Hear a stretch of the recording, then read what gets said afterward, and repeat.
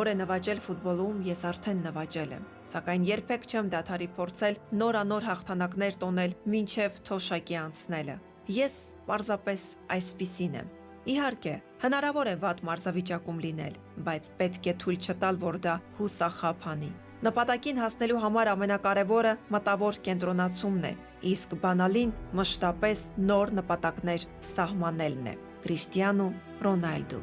2007 թվականի պետք է խաղայինք Պորտուգալիայի հետ տանը Երևանում ու լավ գիտեինք, որ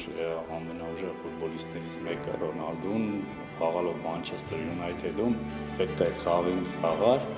լավ պատրաստվել էինք, որովհետև գիտեինք նրա որակները, շատ դժվար էր գիտեինք, որ շատ դժվար է լինելու։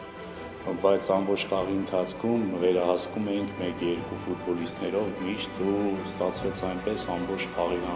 ընթացքում կարողացանք նրան պահել, շատ դեպքերում կոպիտ էինք խաղում,